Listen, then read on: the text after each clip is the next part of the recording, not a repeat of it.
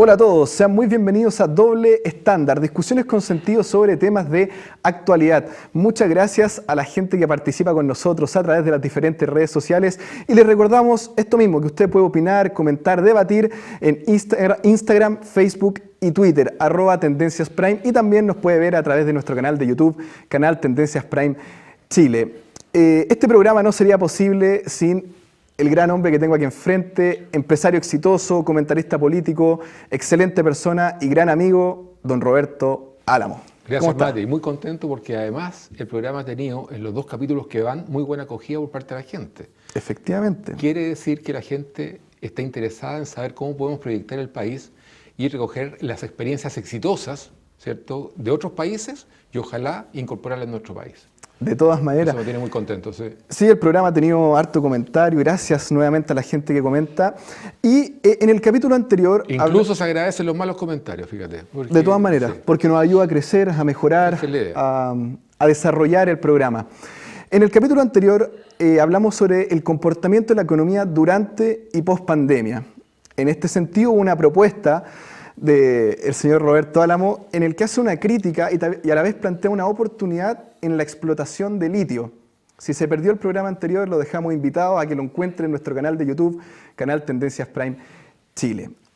Roberto, tal como hablábamos en el capítulo anterior, hoy también vamos a continuar la conversación en materia económica. Se quedaron 2 temas súper importantes. Pero por supuesto, los vamos a desarrollar inmediatamente. En cómo proyectar la economía de nuestro país y algunas cifras para comenzar. El IMASEC de agosto cayó 11,3%, cifra peor a la que se tenía esperada en el mercado, y esto hace urgente una reactivación de la economía. En este mismo sentido, el gobierno presentó el presupuesto del 2021 al Congreso, y también en el Congreso hay un proyecto que pretende el segundo retiro del 10% de las AFP.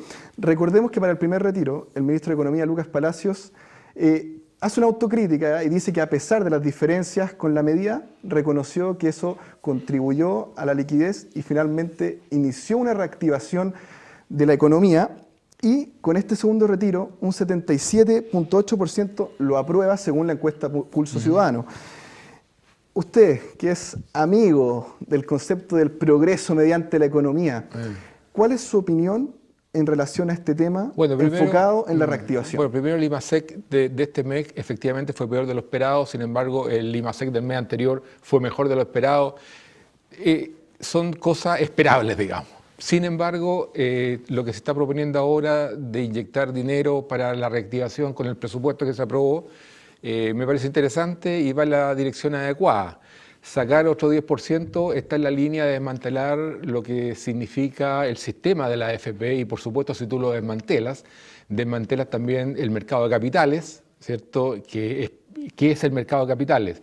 Son endeudamiento de empresas, son acciones, tanto en Chile como en el extranjero, pero si tú sacas los 200.000 millones de dólares aproximadamente que hay en la AFP del sistema de capitales, logras lo que quiere la extrema izquierda, que es destruir el modelo neoliberal, que se basa, por supuesto, en la propiedad privada. Y como la plata de la AFP es plata privada de los cotizantes, no hay nada más...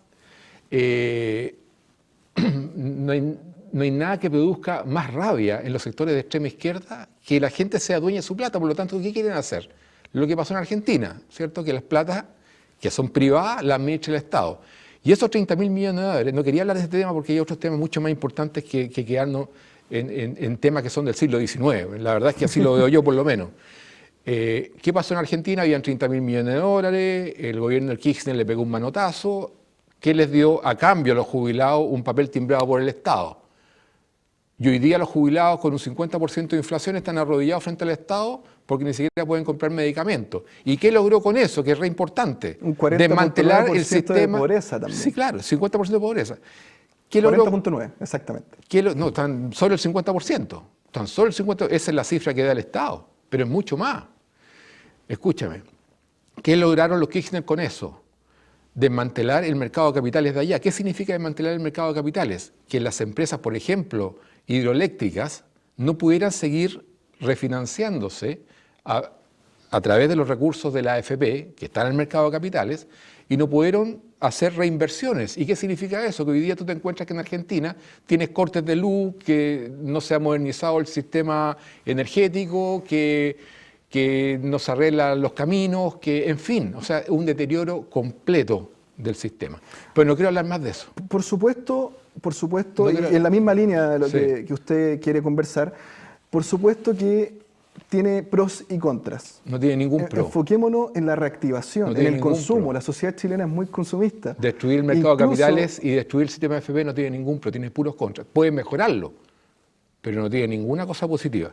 Vámonos a lo que usted quiere plantear Lógico. entonces. ¿Qué propone? ¿Qué dijimos nosotros en el programa pasado? Dijimos primero que hemos perdido 40 años, 4 décadas de desarrollo para convertirnos en ¿qué? En una potencia tecnológica mundial. También llegamos a la conclusión, un pequeño paréntesis Sí. ahí, de que todavía no es tarde. Todavía se puede aprovechar Sí, en la esas medida- 4 décadas perdidas. En la medida, para no seguir en la perdiendo más medida que décadas. parta hoy día, pero tampoco hay voluntad política para hacerlo. O sea, es cosa de ver el nivel intelectual de la política como promedio, ¿cierto?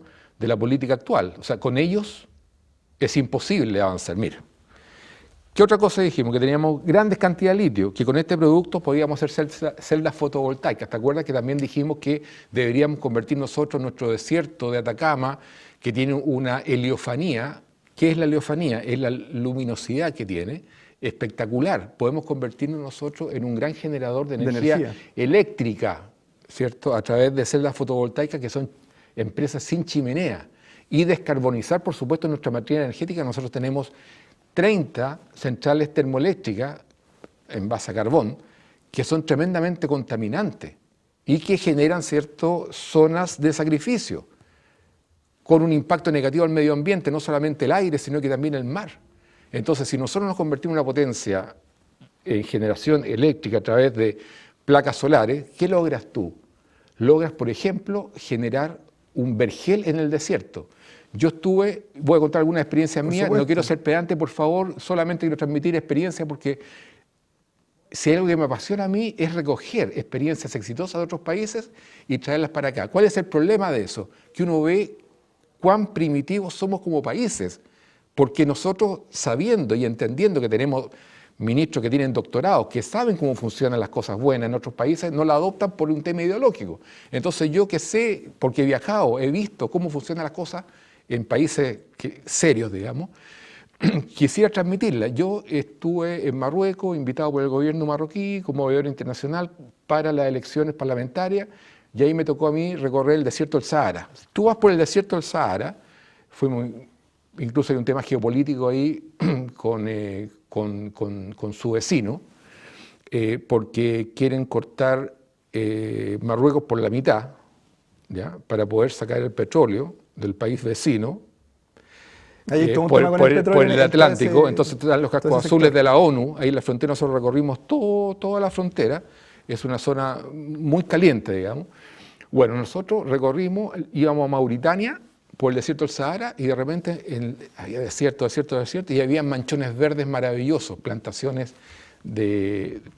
habían, aquí lo anoté, para jojoba. Para no olvidarse. Porque tú sabes lo que es la jojoba.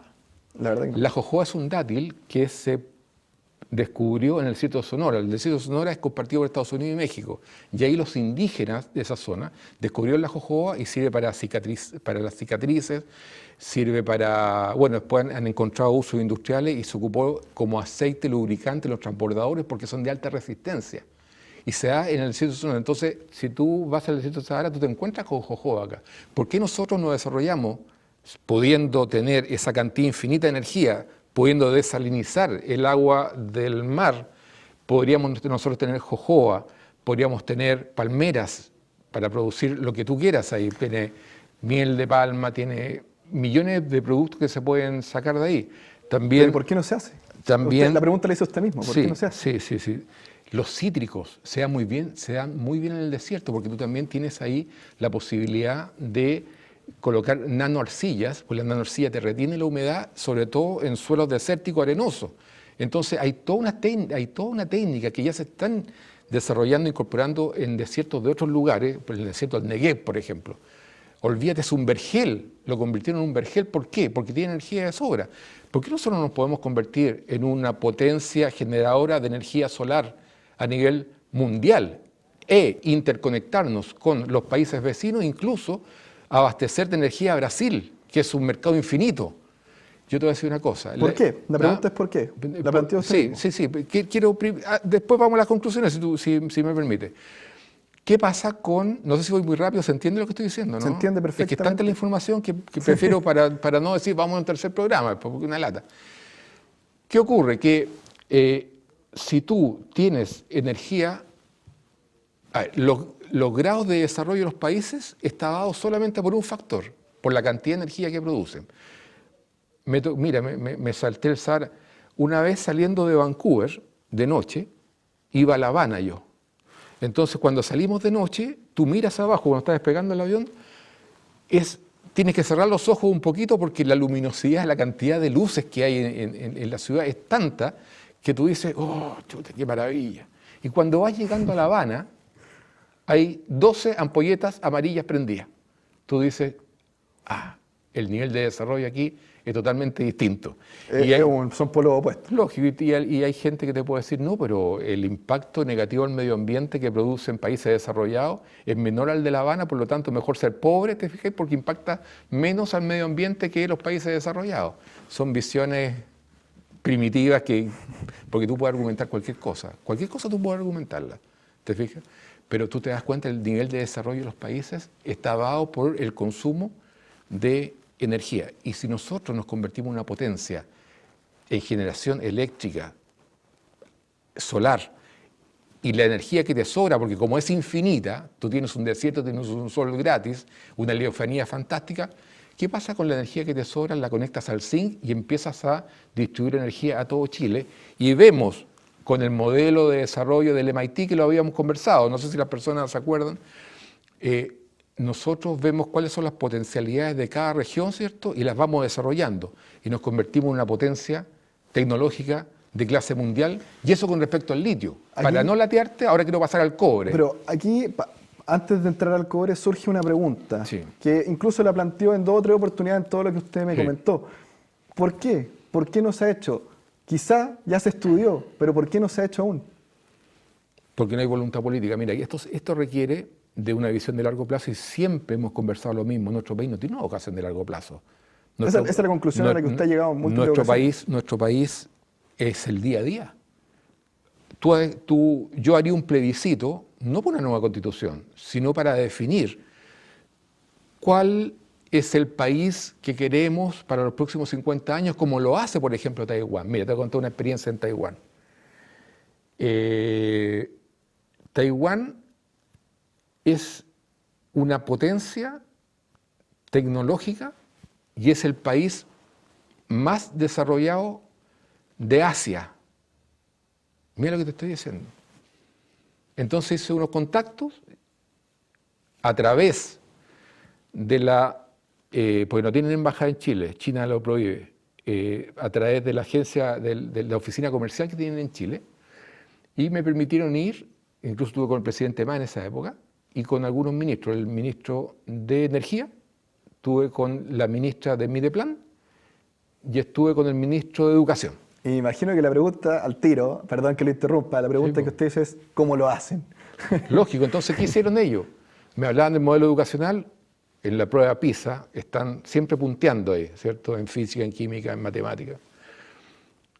Y me llevaron a los centros de investigación, innovación y desarrollo, que son verdaderas ciudades con los mejores cráneos de Taiwán y del mundo, con los mejores alumnos desarrollando productos como loco. Y la cantidad de plata, de dinero que ingresa por concepto de patentes es enorme. De hecho, muchas delegaciones de muchos países estaban llegando a Taiwán para copiar el modelo de desarrollo que tienen en investigación y desarrollo e innovación. Entonces uno ve en estos centros de investigación el nivel de excelencia que tienen para desarrollar productos, por ejemplo, en medicina, en ingeniería, en nanotecnología, biotecnología. Oye, pero infinitos temas. Ya, el primer día fue un recorrido por por varias de estas verdaderas ciudades tecnológicas. Y el segundo día me senté con la ministra de Mideplan para conversar sobre esto, con cámara, haciendo una entrevista para el 13 Cable. Y en medio de la entrevista, ojo, Taiwán es el mayor exportador mundial de microchip. Efectivamente. Mayor exportador y no tiene un átomo de cobre. Entonces la ministra de Mideplan, de Planificación, me decía, discúlpeme, en medio de la entrevista, ¿podemos parar un poquito de eso? Para la cámara, quiero hacer una pregunta. Sí, lógico, me descolocó un poquito. Cuénteme, le voy a hacer una pregunta, pero con mucho respeto. No piense que le estoy faltando respeto, pero tengo una inquietud, me dice. Dígame nomás. Y me miraba. Nosotros importamos cobre de su país. Yo he estado en su país, conozco el sur de Chile, me decía, muy bonito todo, lo pasé muy bien, qué sé yo. Y nosotros traemos mucho cobre. ¿Y nosotros qué hacemos con la libra de cobre? Que es como medio kilo, un poquito menos de medio kilo. Nosotros la convertimos en microprocesadores. Entonces, esa libra de cobre que nosotros se la compramos a usted en $3, nosotros le agregamos tecnología y esa libra de cobre queda costando lo que cuesta un Mercedes-Benz. Ese fue el ejemplo que lo puso ella, $30.000. Si tú divides $30.000 en 3, 10.000 veces. Sí. 10.000%. Es una diferencia gigante. ¿Por qué ustedes no lo hacen? Y aquí viene la pregunta respetuosa. ¿Tienen algún tipo de tara mental? Literal. ¿Verdad dijo eso? Te lo estoy diciendo. ¿Tiene algún tipo de tara? Esa es la imagen que estamos proyectando. Pero lógico, de bárbaros. ¿Tienen algún tipo de tara ustedes? ¿Por qué ustedes no hacen eso? O sea, me parece increíble, me decía. Si el mundo hacia dónde va, va hacia los algoritmos, la inteligencia artificial, los computadores cuánticos, la big data, la ciberseguridad. La metadata. Mira, acabáis tú de mencionar algo súper importante y te voy a hacer un desarrollo con respecto a eso. El computador cuántico, no sé si tú tienes alguna idea de cómo funciona el computador cuántico. Una vaga idea. Claro, el computador cuántico es un computador que, a diferencia de los análogos, los que usamos nosotros usualmente, es capaz, voy a exagerar un poquito, de procesar infinitos datos en fracciones de segundo. ¿Cómo lo hace? Recopila información. No, infinitos datos en fracción de segundo. Es que está conectada a toda la interfaz de la Tierra. Funciona en base a los electrones. ¿Tú sabes qué? Y esto es súper importante, porque la gente en las casas puede decir, ¿qué me importa a mí eso si mañana tengo que levantarme a trabajar para comer? Es cierto, hay gente que está en esa.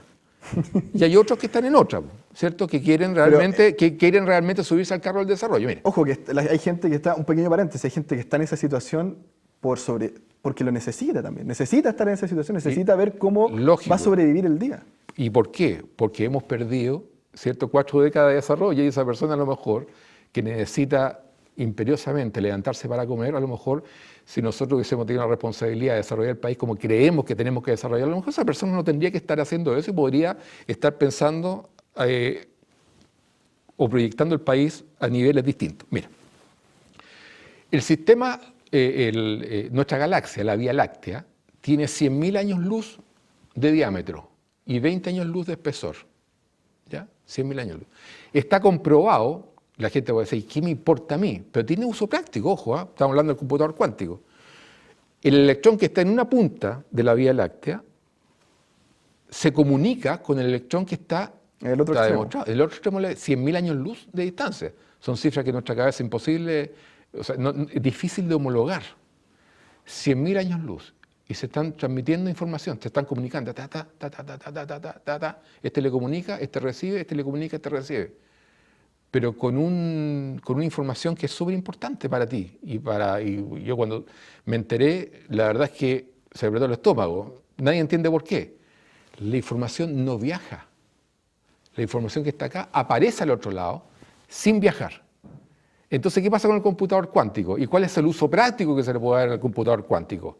Y de hecho están estudiando los bancos centrales de todos los países, las centrales de investigación, las centrales de inteligencia de todos los países, los bancos en general y todas las instituciones que manejan información privada. están desarrollando los computadores cuánticos. ¿Por qué? Porque quieren transmitir la información de aquí para allá sin que viaje, sino que aparezca, porque si viaja, le pueden robar la información al medio. Mira la importancia de los computadores cuánticos. Todo esto requiere cobre. Nosotros tenemos cobre. Y cuando nosotros queremos desarrollar tecnología, hay fuerzas que nosotros no dimensionamos, que le dicen a nuestro país, por eso nosotros no sé qué grado de independencia tenemos en realidad. Usted preocúpese de la extracción. Nosotros nos preocupamos de la tecnología. Y si quiere algún incentivo para que siga usted extrayendo y no desarrolle tecnológicamente, conversemos. Hay cosas que se hacen entre cuatro paredes en nuestro país, no tenemos idea. Que no tenemos idea. Por eso es tan apetitoso, ¿cierto?, llegar a tener el poder en un país. Porque hay cosas que tú no tienes idea que ocurren, pero ocurren. Si no investiga un poco el trato que se hizo con Tianqi y el litio, o Minmetal y el cobre. No quiero entrar en la política porque no quiero transformarme en un francotirador. Lo que yo quiero es conversar del futuro del país. Se han politizado los recursos y quizás eso frena el desarrollo, frena la inteligencia, frena la inversión, frena la educación desarrollada, por decirlo de una forma. Sí, incluso frena la economía. Todo. Pues hay sectores que les conviene que el país sea un país subdesarrollado, en todo aspecto. Hay gente que saca dividendos de esto. Es por eso que la gente tiene que entender la importancia que tienen que nos desarrollemos. Porque a la medida que nos desarrollemos, la gente va a tener mejor educación. Y con mejor educación vamos a tener mejores representantes. Me refiero a los parlamentarios en general. Con este nivel de representantes, solamente podemos mirar nosotros hacia dónde. Hacia Argentina, Venezuela, Corea del Norte, Ecuador y algunos estados fallidos de Centroamérica. Pero con buenos representantes nosotros vamos a hacer un giro y vamos a mirar hacia Silicon Valley, que es hacia donde debemos mirar nosotros, porque ahí está el desarrollo. ¿Te fijas?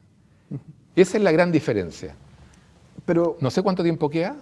No, nos queda programa todavía. Sí, porque... ¿Quiere hablar del cobre? Hablemos del cobre, perfecto. Sigamos desarrollando ese tema, que es un tema muy interesante para que la gente también pueda conocer todas las oportunidades que se abren.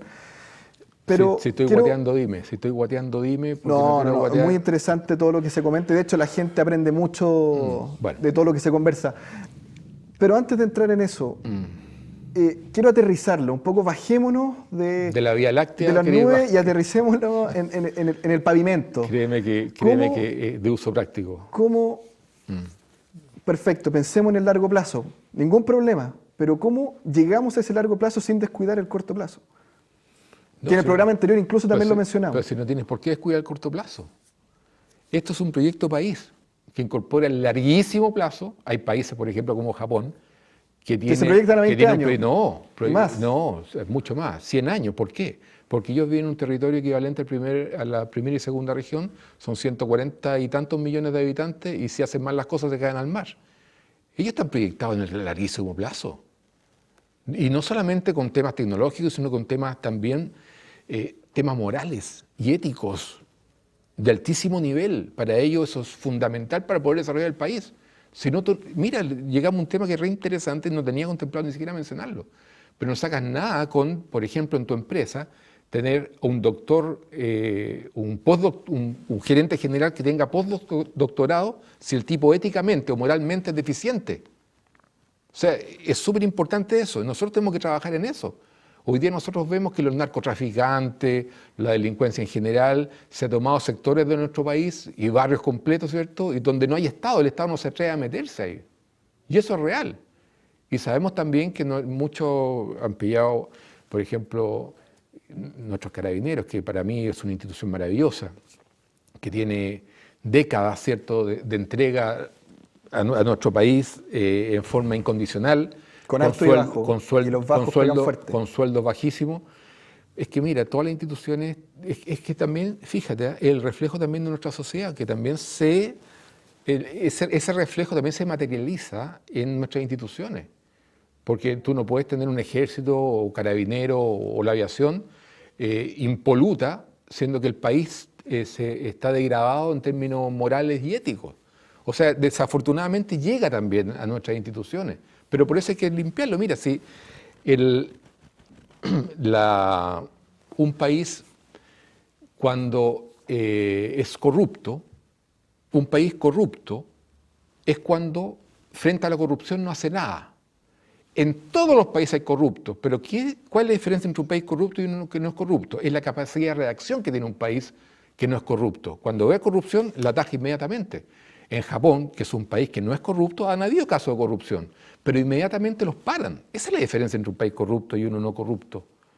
Entonces, ¿qué hemos visto nosotros? Y ese, fíjate, mira, acaba de surgir. Ese va a ser el tema del próximo o el subsiguiente programa, corrupción en Chile. Y te tengo anotado, un paréntesis, queda anotado, a la gente los dejamos invitados a ver el próximo programa donde vamos a hablar de la corrupción en Chile. Sí. Y Roberto, quedan 5 minutos y no me quiero ir sin conclusiones. No me quiero ir sin conclusiones. No. Mira, te quiero hablar de otra cosa. Yo pregunté cuál es el país más moderno de Europa. ¿Tenía alguna idea tú de cuál es el país más moderno de Europa?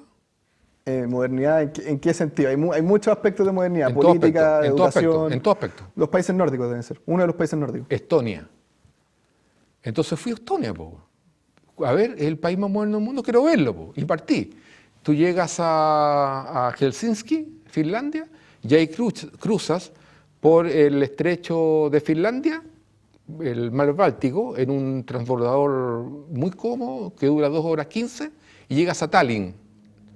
Y tú te das cuenta que el 100%, todos y cada uno, de los ciudadanos de Estonia son empresarios y emprendedores de startups. Es un país riquísimo, no tiene un átomo de minerales y tiene una entrada per cápita, los taiwaneses $50.000 per cápita, ojo, nosotros 16.000. Estonia, 35.000, nosotros $16.000. Y nosotros nos sobran los recursos naturales.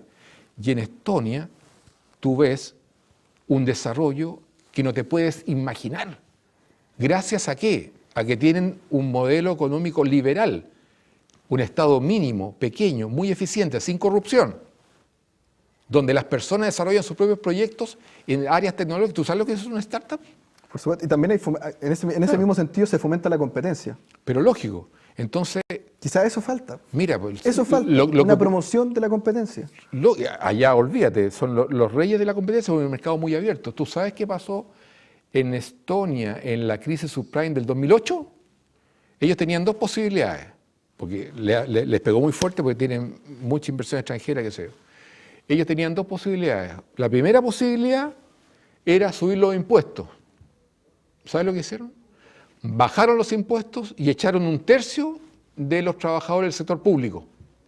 Se recuperó en 2 años y se volvió a recontratar inmediatamente a las personas que habían despedido. Por lo tanto, si nosotros queremos ver países exitosos, tenemos que mirar hacia allá. No podemos mirar a nuestros vecinos porque están en un camino tremendamente equivocado para la gran masa del país, pero tremendamente beneficioso por una cúpula mafiosa que los tiene arrodillados, como es el caso de Argentina.